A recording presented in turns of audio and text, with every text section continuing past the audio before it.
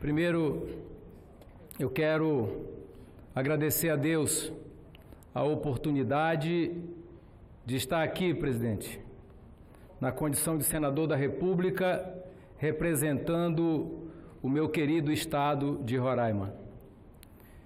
Pedi a Vossa Excelência a palavra como líder, mas certamente o meu pronunciamento vai além dos 5 minutos.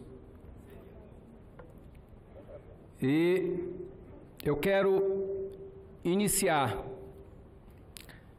a minha passagem aqui na tribuna do Senado da República pedindo a Deus proteção, sabedoria, para que eu possa conduzir da melhor forma possível o meu mandato como senador pelo meu combalido, porém pujante estado de Roraima. Inicio, senhor presidente. O estado de Roraima, que tenho a honra de representar nesta casa, está sofrendo o impacto de crise humanitária de graves proporções, cuja solução necessita de imediato posicionamento do governo federal. Temos de prevenir a ocorrência de anunciada tragédia.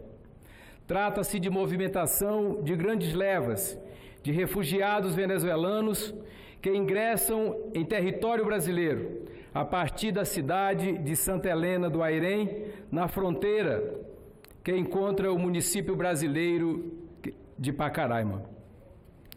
Segundo o IBGE, Instituto Brasileiro de Geografia e Estatística, no ano de 2017, senador veneziano, a população de Pacaraima ficou estimada em 12.375 habitantes. Sua economia está começando a se desenvolver e muitos acreditam que exista vocação turística, se bem administrada, irá render bons frutos. Os refugiados, senhor presidente, senhoras e senhores senadores, logo descobrem que o primeiro município brasileiro por eles alcançado não tem condições de oferecer o mínimo de conforto, oportunidade ou apoio material. Porque seus reduzidos 12 mil e poucos habitantes têm suas vidas estruturadas dentro de recursos mínimos que conquistam através da lavoura, da atividade pecuária incipiente, da administração pública e da criatividade. Recentemente, o jornalista Leonardo Coutinho lançou um livro em que detalha, de maneira muito realista, o inacreditável drama que se desenha na Venezuela. O nosso vizinho país transmite a impressão de pagar altíssimo preço pelo fato de ter nascido rico. No livro intitulado Hugo Chávez, O Espectro, Coutinho afirma que em 1950, por exemplo, a Venezuela possuía o 4º PIB per capita mais alto do planeta. O país era 2 vezes mais rico que o Chile, 4 vezes mais rico que o Japão e 12 vezes mais rico que a China. Nas palavras do jornalista, era tanto dinheiro que mesmo com o assalto dos cofres públicos, sobravam recursos para que o país conseguisse alcançar feitos singulares.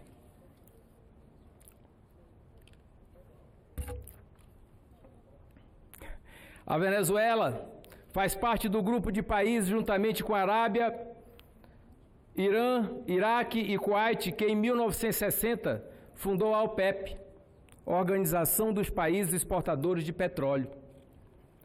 O que deu início ao desmonte de nosso país vizinho foi o modelo adotado por Hugo Chávez. O presidente assumiu com o barril de petróleo valendo pouco mais de $6 e rapidamente manobrou junto à OPEP na adoção de políticas que fez com que o preço do barril pulasse para quase $27 no ano de 2000.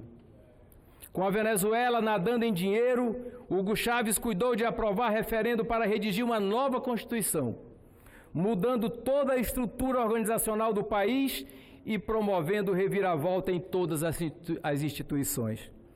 O desmonte generalizado alterou de forma radical todos os poderes, desde o poder judiciário até o poder legislativo, alimentando preocupante estrutura ditatorial que foi encorpada no Poder Executivo.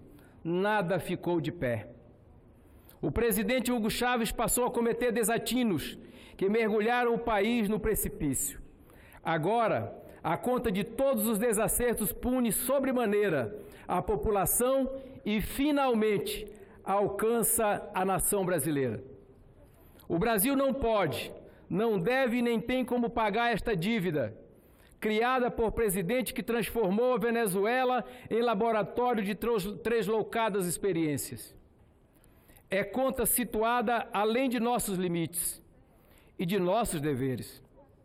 Está muito além de nossas posses, como ficou claro depois da eleição presidencial em que o atual governo brasileiro se vê à volta com ações equivocadas e grosseiras herdadas dos últimos 16 anos.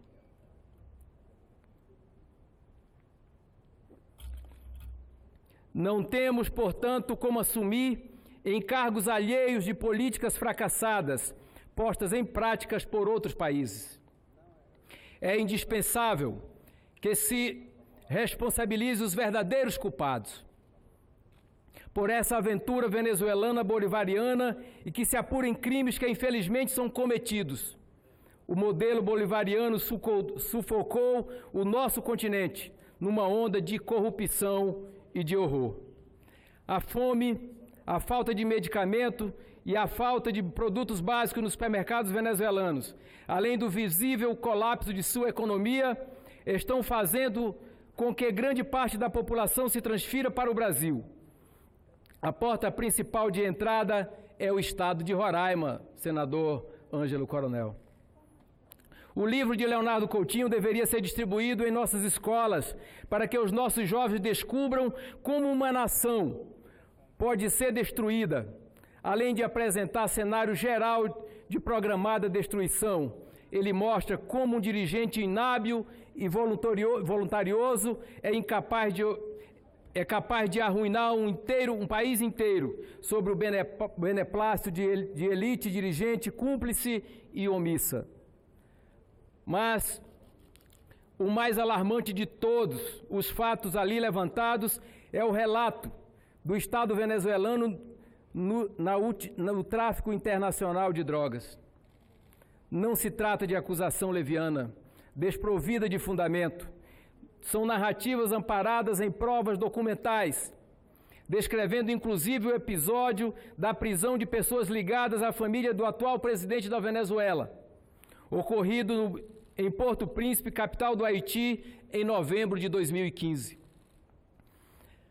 Agentes do Departamento de Combate às Drogas nos Estados Unidos montaram bem-sucedida operação que surpreendeu o enteado de Nicolás Maduro, Efraim Flores, em companhia de um primo, negociando a venda de 800 quilos de cocaína, que seriam conduzidos à nação norte-americana.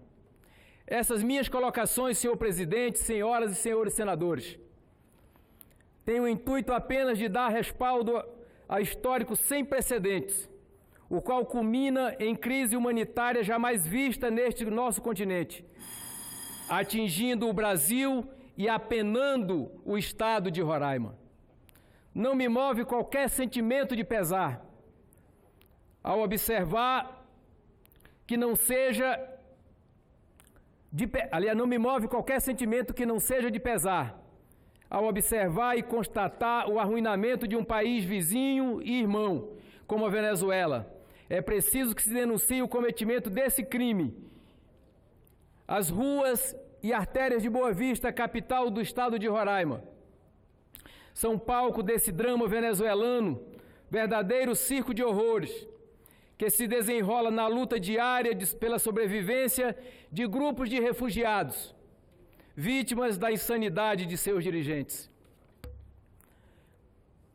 São pessoas expulsas pelo colapso econômico, as quais, em esmagadora maioria, não dispõem de qualificação profissional e que as habilitem para o exercício de atividade operacional capaz de prover o seu sustento. Diante de cenário tão assustador, a quem apelar? Já se encontra em Roraima o Acnur, Alto Comissariado das Nações Unidas para Refugiados, à frente com a Operação Acolhida montada pelo Exército Brasileiro. Mas é preciso mais, muito mais. Temos em Roraima uma crise de refugiados. Refugiado é aquele que está fora do seu país natal.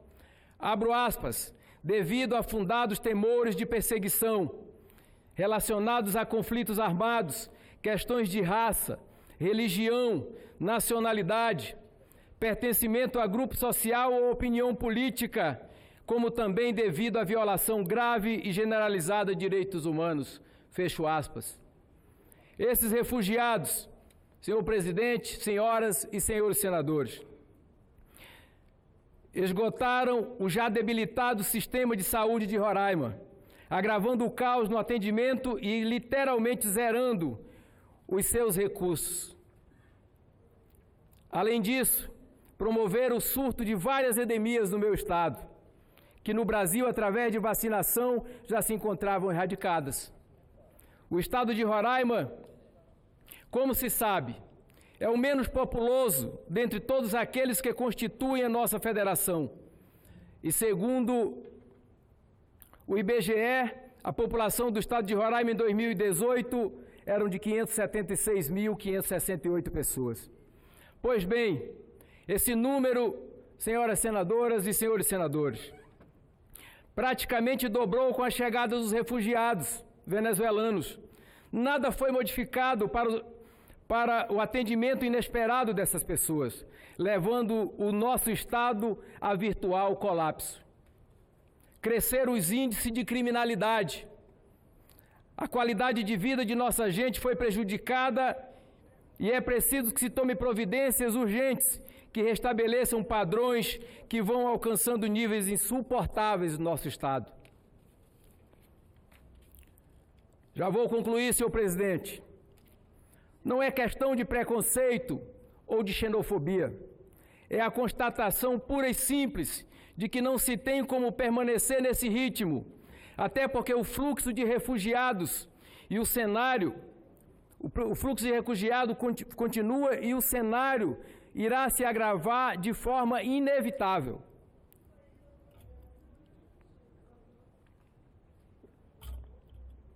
Irei solicitar audiência com Sua Excelência o Ministro das Relações Exteriores, para que possamos abordar a questão e buscar alternativa, algum tipo de saída que livre o estado de Roraima de tanta dor imerecida. Não temos mais como arcar com o ônus de práticas políticas que não são de nossa lavra, nem de nossa responsabilidade. A população de Roraima clama por ações que a livrem de problemas que não têm nada a ver com o seu cotidiano e acredita que o governo Jair Bolsonaro, consciente da indispensabilidade de medidas emergenciais com relação aos refugiados da Venezuela, irá acionar mecanismos que retirem o estado de Roraima de tão penoso sofrimento. Era o que tinha a dizer, senhor presidente, agradecendo a Vossa Excelência e aos demais pares desta casa a benevolência com este ilustre representante, com esse humilde representante do estado de Roraima.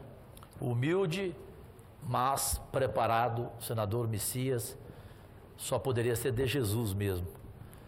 Próprias palavras, pontuais, lhe cumprimento de forma sincera pelo seu pronunciamento e lhe dei aqui o tempo a mais, porque, evidentemente, era importante o Brasil inteiro seguir lhe ouvindo. Parabéns, sinceramente. Agradeço a Vossa Excelência e voltarei a essa tribuna com outros temas de interesse do Brasil e do estado de Roraima. Muito obrigado.